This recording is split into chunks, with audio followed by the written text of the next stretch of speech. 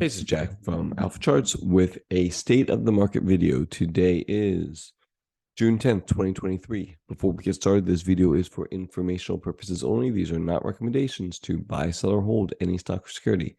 And I may hold positions in some of the equities mentioned. Know your time frame and risk tolerance. Quick note, if you don't know, I do have on Twitter at AlphaCharts365 is my handle. We do have a super follow group, and this is a $10 a month, but you get a ton of content. I think very, very valuable content. You get special stocks to watch video, which is an expanded version of the one I put out by a lot. You get market notes on Sundays and Thursdays. You get midweek video on Tuesday. You get every night you get scans, and we kind of talk about that. I do a lot of times, usually about once a week or so, I will go ahead and just chart those scans in video format and just share that with people, with my subscribers. What else do you get? And throughout the week, you get content and access to me. You could DM me if you have questions, want me to evaluate a chart, stuff like that. Again, that's all, what I offer. Again, it's $10 a month. It's on Twitter at AlphaCharts365. If you're interested, please check me out there. If you don't want it, that's fine. Subscribe to me anyway. I think I give out some valuable content, to everybody throughout the week. So check that out. Okay, let's get to the markets. S&P 500 had a nice consolidation, basically for the week, end up a little bit higher, right? But overall, very healthy structure. This says, that really, I think the sellers are in trouble right now, right? At least for the short term. Are we coming into resistance, right? That's the big question. So let's take a look. So first off, on the week, it was up only 0.39, so just mildly for the week, but up is up. Now we have this beautiful basing structure. The lows of October have still held. That's a giant positive, right? A little bit of indecision candle, and maybe, right over here, you could say, okay, well, there may be some sellers right there, and that's possible, right? But I think because of this consolidation, I'm still sitting that this is a time to get long the market, especially if we get above this area right here, right? I think if we get above this area, 43.25-ish or so, 43.30, whatever, I think it's very possible that we're going to come up and potentially challenge these highs up here. So, I mean, this is the time, I think, to get long. And if we're not long, maybe we're just in this range. What is showing up on scans and what we're seeing will be potentially the next leaders if this is the bottom. Again, we don't know that yet, but if it is the bottom, those pullbacks will be very mild compared to the market, or potentially go up compared to the market, and that's what we call relative outperformance, or just straight up outperformance, right? So that's what we're looking for if this is going to be range bound for a little bit, and if it breaks out again, I think exposure increase makes sense. All right, so very small increase on the week, 0.39. Let's see what RSP did. RSP, 0.99. That's kind of what we're looking for, right? Broadening of breath right there. So the chart is obviously not quite as good as S&P, but again, we have another week of outperformance, and things are starting to really shape up. Again, just in a range, but above all the moving averages now. Definitely what we like to see, and very likely could get to the top of this range. Beyond that, we'll see. And let's just look at the relative chart, because I'm sure we kind of know how this is going to look. RSP to SPX, again, a little pullback here, but definitely better than this look or this look, right? And maybe we're in just a consolidation. It's going to go lower again. That's a possibility, but might as well make some money off this consolidation if more things are working out. And on the weekly, again, another positive week on the week itself. So I guess my point is again, we may get some, maybe it goes up, maybe it doesn't, but it's a start, and I think that's a good thing. Qs. So the Qs, again, consolidation kind of mode here. Couldn't really push higher, but definitely didn't break down. There was this shakeout over here on Wednesday. That was a pretty nasty shakeout, actually. I had started some positions, and this day, took me out of a lot of them on the same day. Just the way it happens sometimes. But it's still a very bullish looking chart overall. And the resolution should be higher. Why? Because the prior trend is higher. The prior trend has a rising 200-day, rising 50-day, rising 23-day, rising 9-day. So the way I learned it is the resolution should be higher. Now, if it breaks down from here, and really, 333 is really the important area, right? 334, somewhere around there. But as long as it's above there, the trend is up, right? On every time frame that I can see on this chart right now, the trend is up. We couldn't say it back here. Trend was down here. Trend was, we'll call it neutral here. Trend is up here. That's just the way it goes, right? I don't make the rules.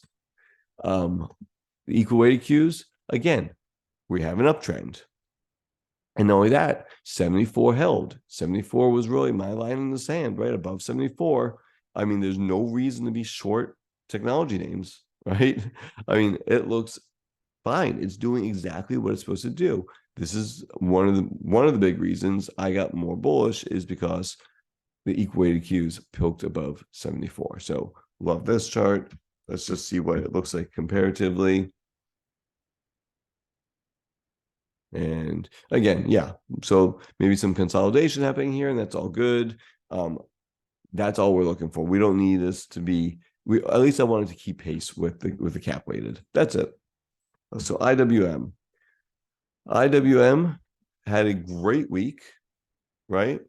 Great week. And now it's just flagging out. That's right now, all I'm looking at this right now is a flag. Low volume pullback, beautiful flag. You could, something like that, right? That's it right there. Letting the moving averages catch up. On the week, we had 1.65, and that's outperformance, right? 1.65% on the week. So we saw it was, 0.39, I think, in the S&P and like 1% in the Qs and 1.65% in IWM on the weekly chart. So that looks fantastic. I mean, nothing bad to say about that. And the mid caps 1.43 right there with IWM. Again, very strong week, and now starting to flag out. Look at how all of these are starting to realign bullish again after they got kind of I'll call it neutral in here, right? It became neutral in there, and now everything is starting to get the 50 above the 200. 200 days still flat, so we got that going. But overall, I think the mid caps are looking to flag out, very similar to the IWM, right? You could draw the same exact flag right there. So on the index side, nothing negative I can say about it. Everything looks pretty positive. So again, good for the bulls, right? Bad for the bears. Let's look at the sectors. XLF first. So XLF has a key level around this $30 range right there. And it's held once again. So just to recap, if anybody hasn't seen this before, on the weekly chart, 2007 highs, retested in 2018, retested in 2020, broke out, came back, held in June, held in October, held again in March. So far, so good, right? That is the level that has to hold for me to remain bullish on the market. And it is holding this $30 level. Now, is this the best looking chart? It's okay. It's not really my favorite chart, but it's starting to get these short-term moving averages moving higher. Still trapped under the 200-day though, so that's going to be a key level for this. Something I'll be watching coming into this week. This 33.65 level. If it can get above 33.65, things get much more bullish. If it gets rejected against there, it doesn't even make it up there again, then I won't say it's bearish because we'll still be above $30, but it's not the most bullish thing. when I look at XLF, what I need to see here is at the very least sideways, and that's okay, right? They don't have to lead, but they have to participate. And sideways action would be okay, right? Has to be down below 30. It cannot go down below 30. And if it goes higher, great. But chopping sideways is fine. So let's look at semiconductors. Again, a little bit, this is the equal weighted, by the way, XSD, and it is trying to break out. I thought it had something going, it quite didn't quite, but it also is just kind of consolidating right near the breakout point. It's staying above $200. That's a big positive, and this looks like it wants higher. Again, trend is higher on all time frames. It was up. Let's see what was up for the week. 0.8. So not bad week on the up on the equal weighted. Now let's look at SMH, which is the cap weighted. Again, strong NVIDIA presence on this one, right? It was up a little bit less. So it just shows you broadening of breadth, right? When the equal weight is outperforming the cap weighted. Love that. And let's just go to the daily on this one. Again, creating a nice flag on the daily. What more do you want, right? This is actually beautiful right here. Letting the moving averages catch up after a gigantic move.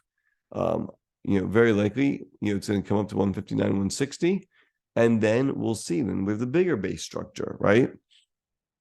We have the smaller base here. Now we have the bigger base, and above 160, and that's all-time highs, right? And like how can we stay bearish if semiconductors are looking like this and doing this? I have a hard time doing that, right?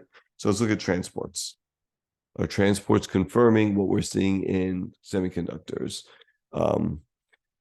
So flat 200-day, but again, bullishly aligning moving averages. I mean, I think there's room to the upside here, at least until, this $80, $82, somewhere around there. Again, there's a breakout. I don't know, but coming into this week, there's room to the upside. Things are looking good. There'll be a test up here, obviously, but not the transports not breaking down. That's important. And then there's home builders, right? Let's look at XHB. We look at XHB. It came back, and I thought that it may have started to break down here, and it just didn't. Popped out, broke out of this base.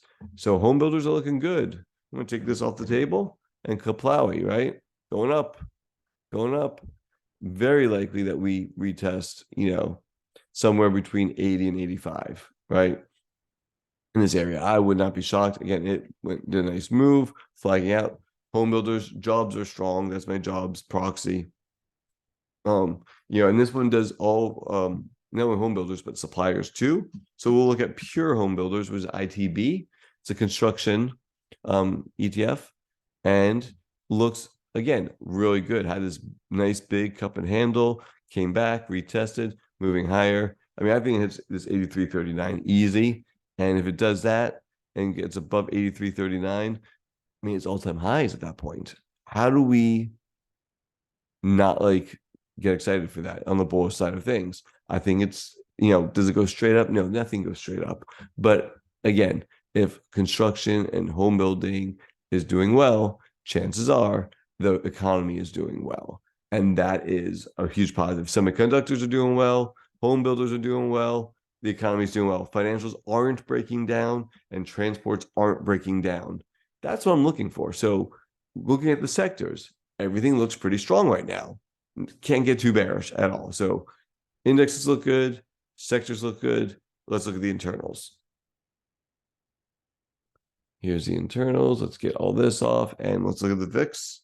VIX has been low, and let's see where it showed up on the week at 13.84. So again, it's a low VIX. And we can see in bull markets, right? In good bull markets, the VIX stays down here. And I'm not saying that we're in a good bull market right now, but I think in the short to medium term, I wouldn't be shocked to see the VIX stay down here. Now you can see there are snapbacks, right? There are snapbacks along the way. And, we'll have to obviously, manage risk upon that, like something like this. That's a pretty big snapback. Something happened January 2018. I don't remember what the deal was there, but something happened here, obviously. What I'm saying? At the end of the year of 2018, big, that was a problem, right?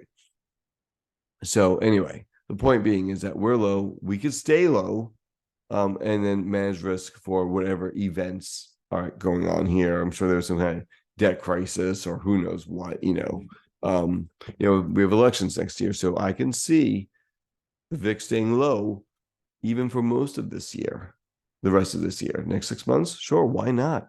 Right? It's done it before. Right? It's done it before.